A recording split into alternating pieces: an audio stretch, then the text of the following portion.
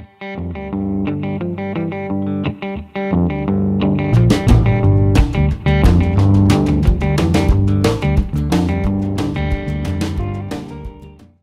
some of you help present because I know that some of you have some experience in what we're going to talk about today. Our organization is the Mississippi Urban Forest Council. I will pass this around to you. I'll get my helper to pass this around, actually. We're a nonprofit. Our job is we're mandated by the Farm Bill to provide education to communities on why trees are important in their community. Why are trees important in your community? Anybody? Why are trees important? I've never seen a poem as lovely as a tree. There you go. We would have toys in there. There's a bunch of tree poems. Anybody else? Well, now aesthetics, but oxygen, we got from plants and trees. It's got shade. What else? Habitat. You know, one of the things that's becoming real popular with trees is tourism 101. Do you really want to visit a place that doesn't have trees? A lot of the downtowns throughout our country are revitalizing, and the way they're doing that on a very limited budget is planting trees. I did notice, I don't know what downtown Jackson is planning, so I really shouldn't say probably, but I did notice that their boulevards and their roundabouts are all brick. So I'm not sure what they're planning on incorporating trees, hopefully. But On the sides. on the sides. Yeah, the issues with the original trees that were there were the type that tore up sidewalks, that had the Yes. long root systems and the like. And I'm glad Jeff brought that up. One of the other things that we do is teach people about the right tree in the right place. And that is very, very critical. If you have limited space, you don't plant a live oak, you know, those kind of things. So, but anyway, that's what we do statewide. We've got almost 39 tree cities in Mississippi. We've got several tree campuses. And then we help go in and help communities look at opportunities to become greener, healthier, those sort of things with trees. We do a lot of water quality and water flooding issues as well. This project was a little bit different. We started this about, it's been 7 years now. And the whole concept was to teach people, encourage people to plant fruit trees. So whether you're leasing, renting, or own a piece of property, or even in an apartment complex, or any of those kind of things, to look at fruit trees that you can plant for a lot of reasons. Fruit trees are higher maintenance than street trees, but think about the benefits that fruit trees can provide. Anybody? Food, water, shelter, fiber, fertilizer. The whole 9 yards. And think about, I don't know about your families, but in my family, growing fruit in your front yard is only 2 generations removed. How many generations removed is it in yours? So to try to get back to the sustainability, but not only that, the accountability of individuals providing fresh local produce for themselves and their children, and helping people understand that almost anybody can do this. And planting a tree in Mississippi, the cost of planting a tree, even a fruit tree, is minimal compared to the benefit.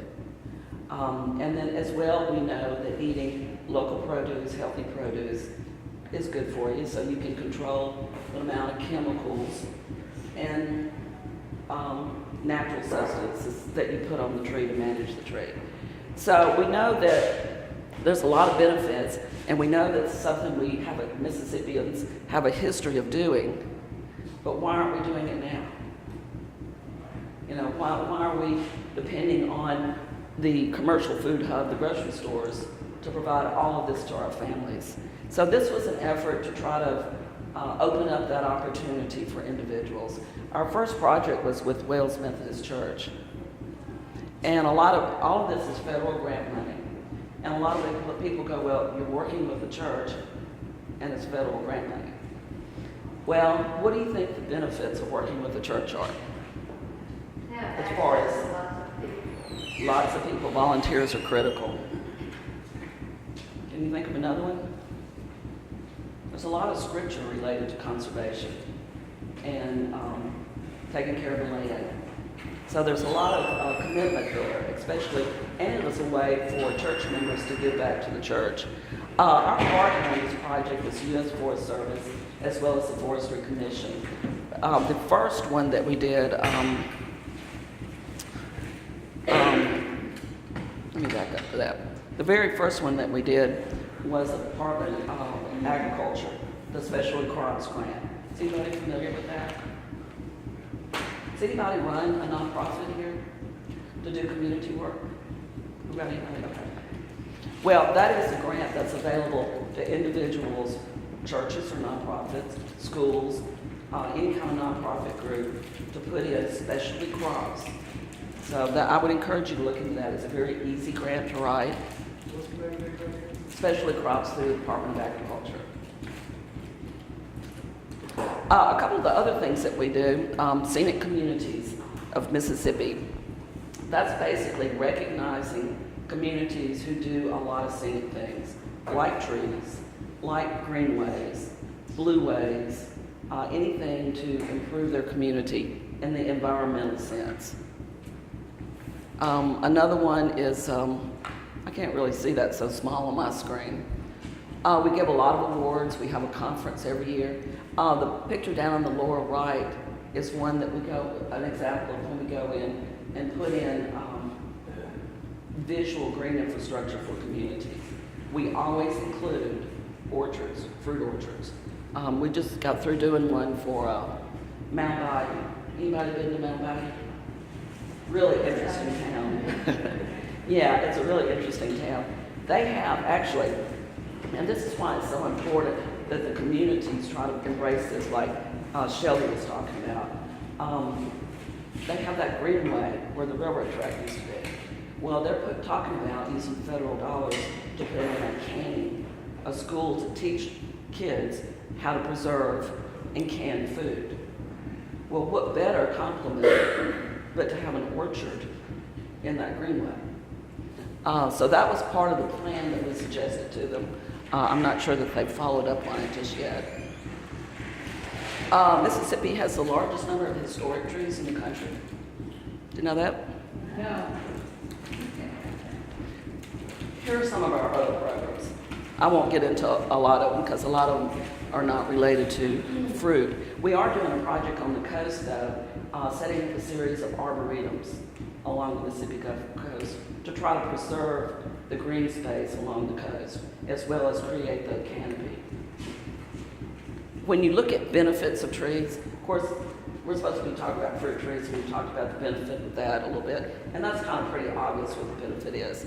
But if you're a tree farmer, how do you price a tree? What's the value of the tree? Board fee. If you've got a tree in your community, what's the value?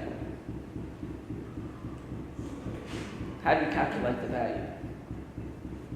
It's based on all the benefits, a lot of the ones that you mentioned. So how do you pull that price tag? If we know a live oak tree provides X amount of water quality value, how do you figure that out? And that's what the challenge in urban forestry has always been, is putting that price tag on the tree so that people understand the true value of the tree. And I'll show you a little trick to that a little bit later. Well, it's not really a trick, it's a program. The Edible Forest Program, we're going into, this is our, at the end of this year, we'll have 7 in place in the state of Mississippi. The project is being renewed next year. Every year we try to put in 1 or 2, and this year we put in 3. So the key to that, there's some real keys to success, and it's kind of similar to what David was talking about on the Food Hub. It's all about networking. We're not the people that go in and plant trees and maintain trees and do that sort of thing. We're the people that encourage people to do that and give them the tools and the resources to do that. We work with local suppliers, nurserymen, tree growers to do our projects. And we put in model projects. A good example of a model project that we recently did, what trees have to do with energy? What trees have to do with energy? The biomass, they're solar collectors, so they have everything to do with energy. Yeah. Shade in Mississippi. Shade. And if you plant the right tree in the right place around your structure, you're looking at saving anywhere from 27 to 40% in your utility bill. They're lowering the cost of That, yes, and there are wind buffers that can also help with your heating cost as well. They're also mechanical pumps. They pump water from the atmosphere into the ground. They pull water, keep nutrients and loads deep within the earth, feed other different plants underneath them, and then they transpire that into the atmosphere, creating clouds, which creates weather patterns. So that's not an influence of a tree. I'm so glad you. Mechanical pump. Yeah, I'm so glad you explained that. And one of the ways I got involved in urban forestry is I worked in a community here in the metro area that had a lot of flooding problems.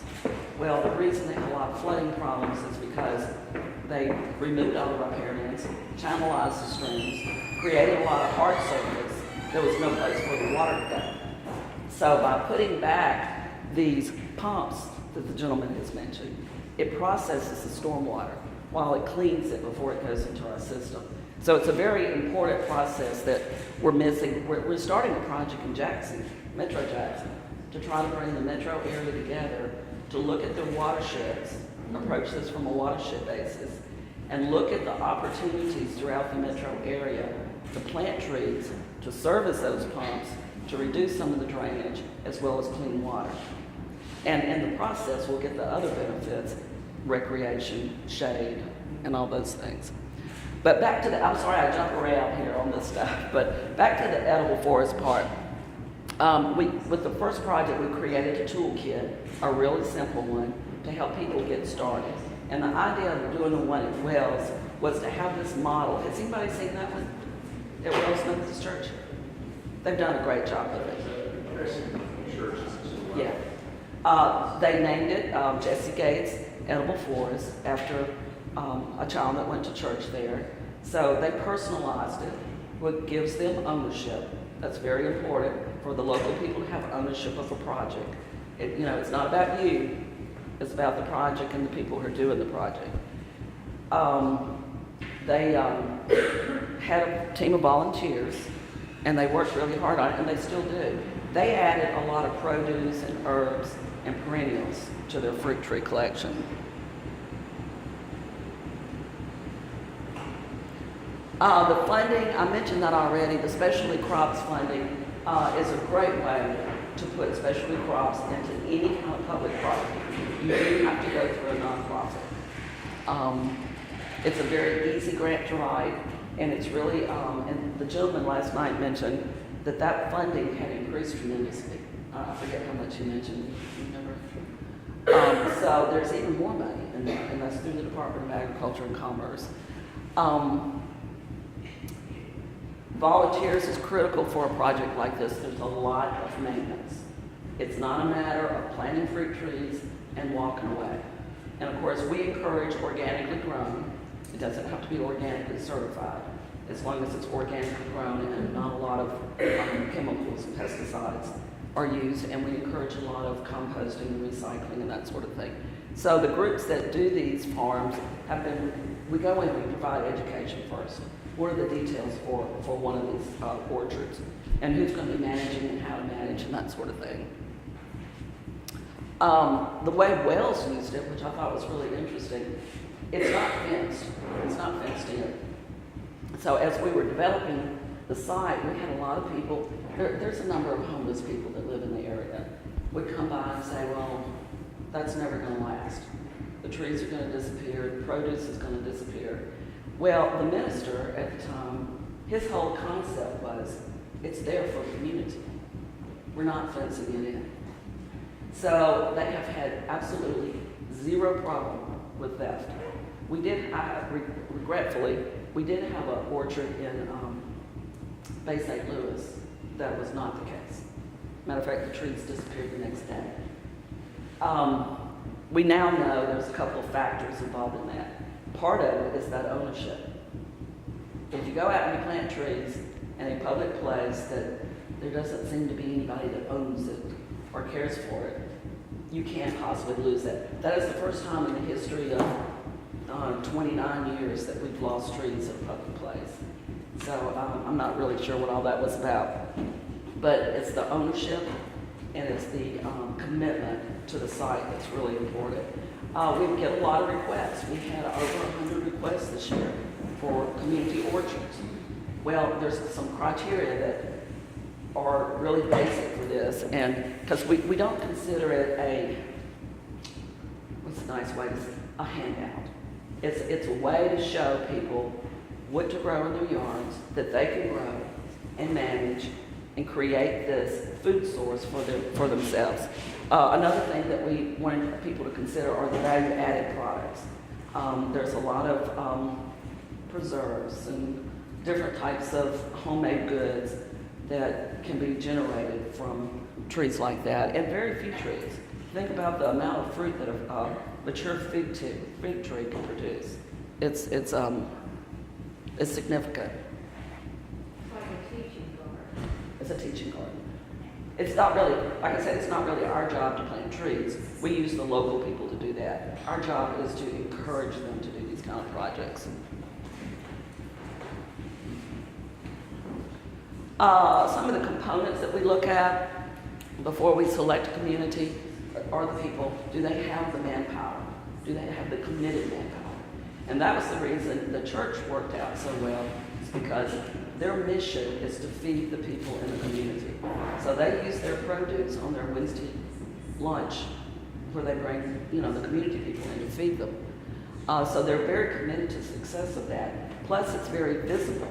They want a site that is appealing and does look like people are caring for it and that sort of thing. So people, it's, the location that you pick is very important. The people that get involved is very important. And their commitment level is very important. And that's one of the things, after David was talking, my son is an organic farmer. That's really the reason I'm at this conference, not my job. But he'll be speaking later this afternoon, Taylor Yowell. And he's been farming almost 6 years now. I told him if he'd figured that out a long time ago, he would have saved me a lot of money for civil engineering school. But anyway. Civil engineering helped him to be a Probably. In some way, I'm sure it did. Right. But he farmed, he did his internship in California for a number of years in Humboldt County. And his specialty is permaculture, fruit tree propagation. He has moved back, and he's helping Will Reed up in Tupelo, Native Son Farm. Amazing young farmer. So he moved back to Mississippi to look for a farm. It's more difficult than you would think.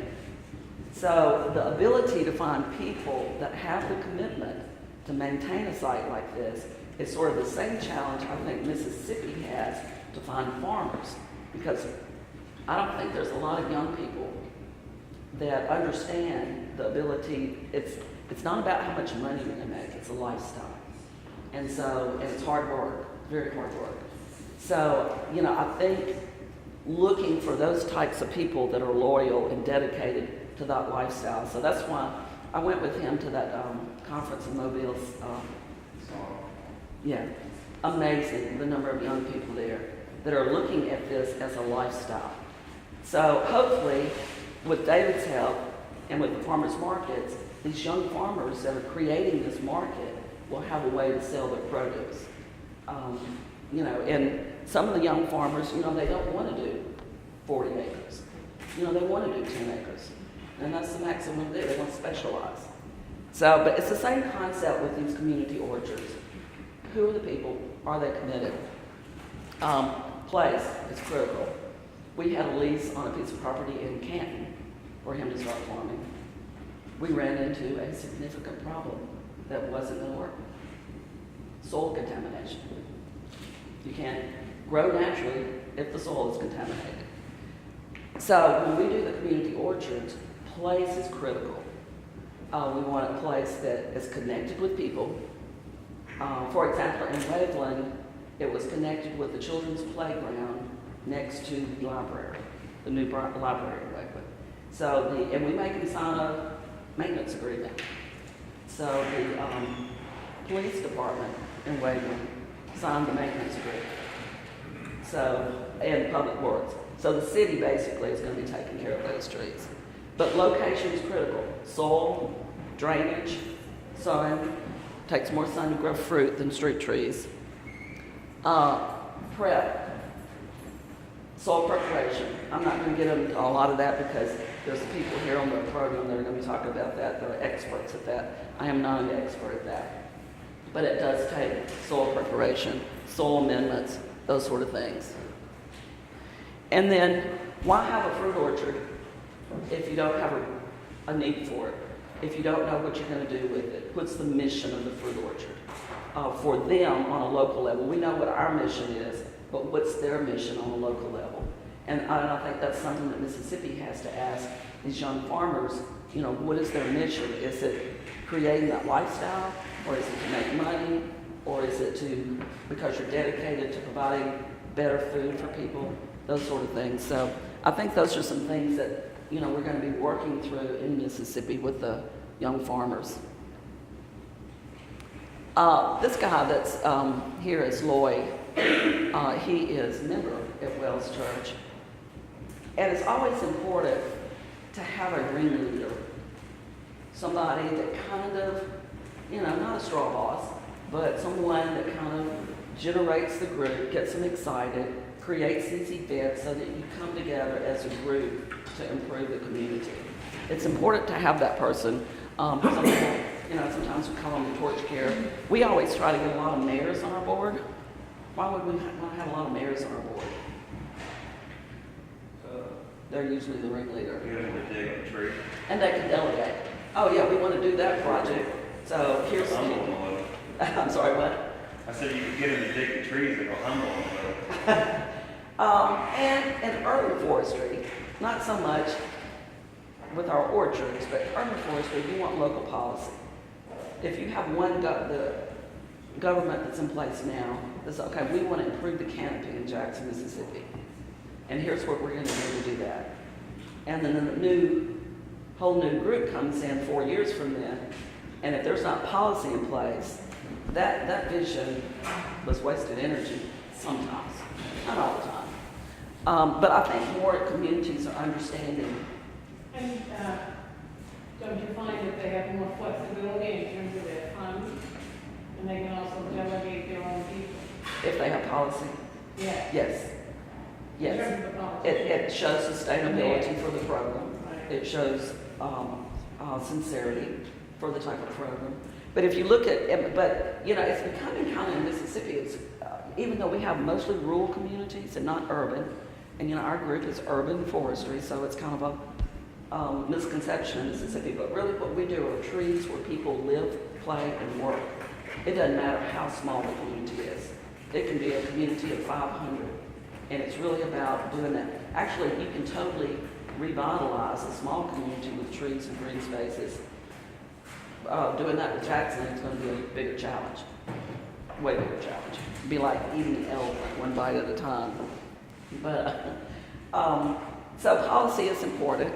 With the orchards, you know, there's no way you can put that in policy. But you heard Shelley earlier today say these things, these cool things that bring people to the city, that keep people committed to their community, whether it's inner city Jackson or a small little town outside of Jackson, is really important. What are some of those things that you can do? I just got back from a national conference in Charlotte on urban forestry. There was a young speaker there that was awesome. He said, we need to learn how to write love notes in our town. And love notes being not handwritten love notes, but little things that we do in our town to make people fall back in love with our town. And he had example after example of that. And it was just amazing. And not all of it was expensive stuff. Some of it was really small stuff. So looking at those kind of things is important for a community, large or small. That's what a little bit of this orchard thing has turned out to be.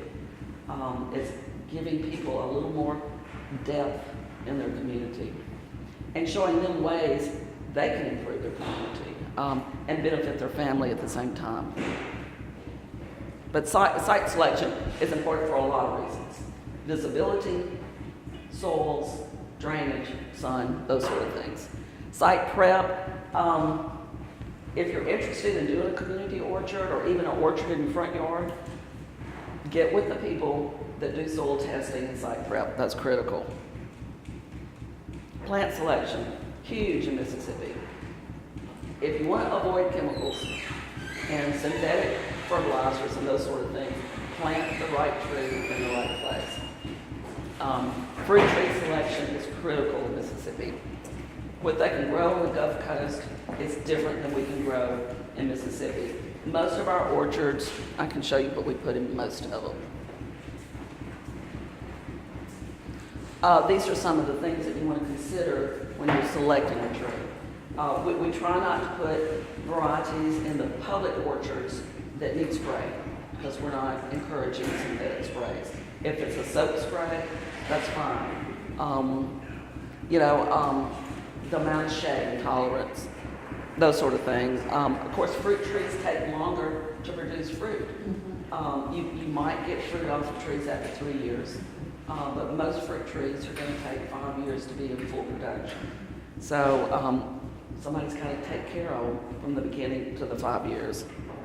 This is a drawing of the first garden that we did. I think we covered pretty much all that. Here are the trees that we planted there. Of course, blueberry is not a tree, but we included that for them just because it's such a good product from Mississippi. We encourage figs, plum, persimmon, some of our native fruit trees like mayhaw. Even though the fruit is much smaller, the wildlife habitat's good, and there are things that, everybody's heard of mayhaw jelly, right? So some of these things were a little bit experimental in this garden. We don't really recommend pomegranate for a lot of gardens, but this was something that Wells wanted to do. And what about the blackberry?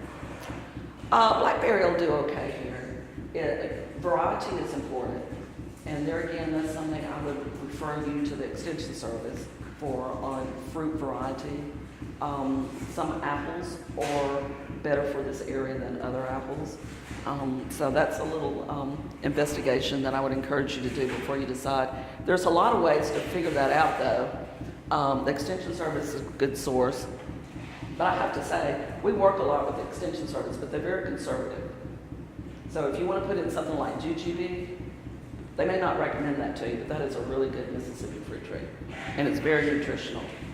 So, they're conservative for a reason. They want to do, give advice that's going to work for people. So some of the experimental stuff is, there's Florida, there's Mississippi State even has a site that you can go to and plug in the benefits that you're looking for, and it'll make some recommendations on trees. And there's a number of publications with the Extension Service as well. But we're here to serve the people and help improve communities. So if we can help you with anything, we'll be glad to. We'll be doing 3 more orchards next year. We require a day-long training workshop with whoever's going to be in charge of the orchard and the people that's going to be working with it. And then we plant during tree planting time, which in Mississippi now is a good time to plant trees. The latest that we plant is February. We do recommend irrigation of the orchards. Is this an application process, you say you're only going to do 3 orchards? Yes, we send out notice for request. It's just in Mississippi. I did notice, though, at the Charlotte conference that the orchard thing is kind of taking a hold across the country. So it's we just on our newsletter, and you can get in touch with me, and I'll put you on our database, and we just send it out. We don't really do newspaper ads. Earlier, you mentioned water quality, and you alluded to some projects. I'd like to hear a little about that. I live in Jackson? No, in Homestown. Oh, we have, Homestown. a demonstration farm, something like a Oh, I've been to your farm. I've been to your farm. Yeah, great farm. And I have an idea, and I wanted to hear a little more about what you talked about, water quality, and I want to share the idea with you and the folks in the room to see what.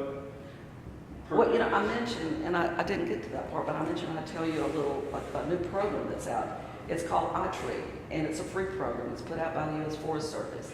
And you can actually take your idea, whatever trees are involved and the species, and factor in their size, and you can come up with the water quality value that those trees contribute to the community. So, but what we try to do as far as water quality is have trees on every parking lot that has impervious surface. Because impervious surface, water does not go through that. So if you've got impervious surface, where's the water go? Well, it needs to go to a place that's green, that the trees process it. A lot of your federal agents just promote grass, and grass is great. Grass is better than concrete to process water. Trees absorb a tremendous amount of water. Like this gentleman said here, they're our natural pumps. So putting those trees strategically in places that's going to process that stormwater is critical. So what we're going to do with Jackson, we're going to put a team together. We hope there's going to be elected officials on it, as well as a lot of other disciplines like wildlife habitat, water quality, and those kind of things. And we've already done a canopy study for the city of Jackson, and we'll take that canopy study and look at places there are opportunity to maybe further manage water. And we'll just set a priority list and tackle it from there. This is kind of a little off that path, but I wanted to share because I've been thinking about it really since last year. I was out in Arizona, and they obviously look at water in a whole different way. Oh yeah. They don't take anything for granted. And I was thinking about a demonstration farm, and I think it's it could be a wonderful opportunity.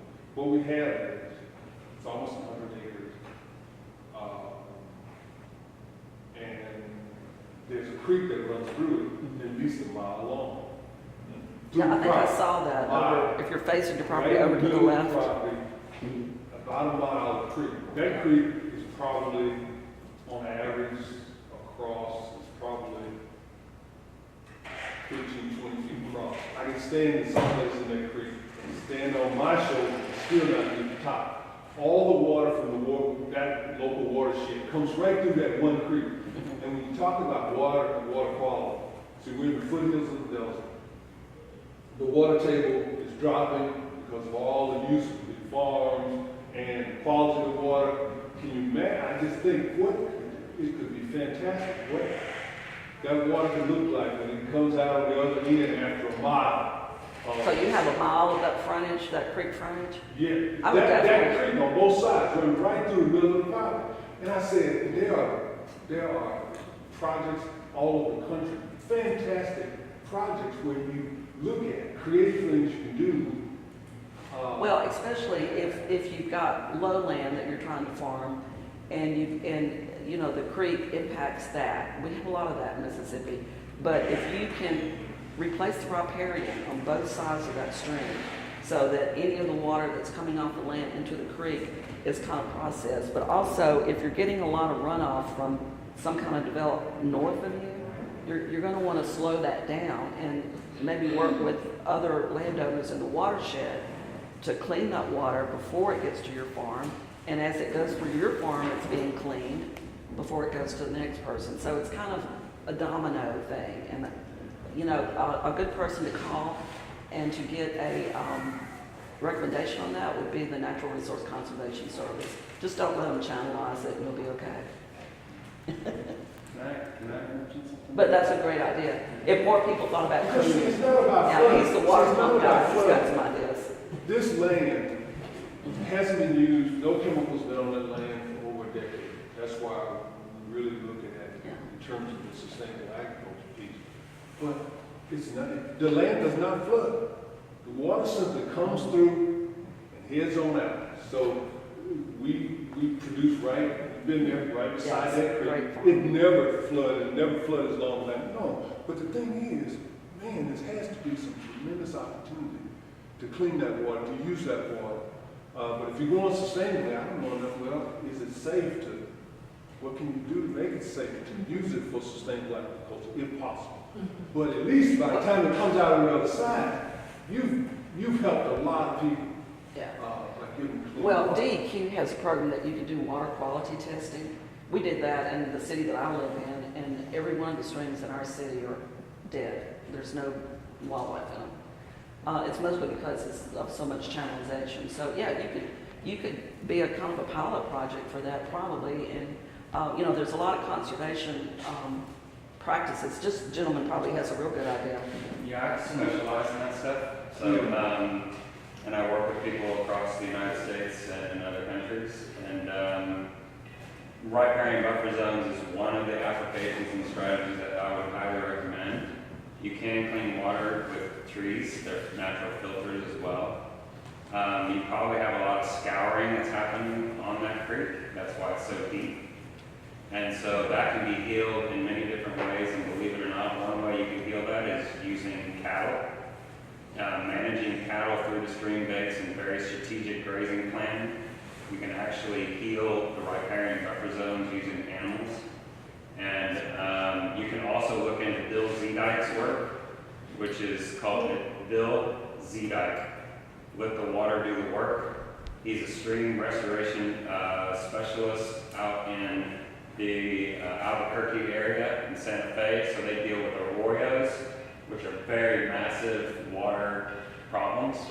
And they can come in and do little bitty checks and dams, and they can recreate scoured stream banks to actually, it's called induced meandering. So they'll reintroduce the meandering effect of the creek. And that meandering oxygenates the water, therefore cleaning it by the time it gets downhill. Now, tell us who you work for, so he could call. I have my own company, There you go. New Agrarian Design. It's an affiliate of Spiral Ridge Permaculture And you're located, in the good state of Tennessee. Welcome to the great state of Mississippi. Right. but he is so right, the practices he mentioned are right. One other thing I wanted to mention before we wrap up, back 25 years ago, there was a agriculture effort here at the museum called Roots and Shoots. And I was part of that with the group when my little son was probably 2. And we came every day, and they bused kids from public schools in Jackson. They'd come out and plant, and they'd come out and maintain, and then they'd come out and harvest. And it really gave those kids, it really impacted them on they could make a difference in their lives. And it was an awesome experience. We didn't do that project very long because the museum needed the land for something else. I forget what the problem was. But wonderful thing. That was 25 years ago when school gardening was really big. It kind of disappeared, and it's so good to see it back, especially with all these young people. So that's awesome. And I hate to end this wonderful session, but I want to make sure everyone has time to transition to lunch and the next speaker. So thank you, Ms. Donna Yowell.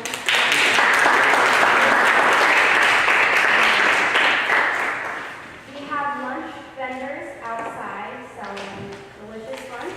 And at 12:30, we'll have our keynote speaker in Sparky Auditorium, Dr. Donna. He's going to have a really amazing speech for us. So I encourage you all to participate in that. Thank you. Oh, we'll also have questionnaires, comment cards coming up.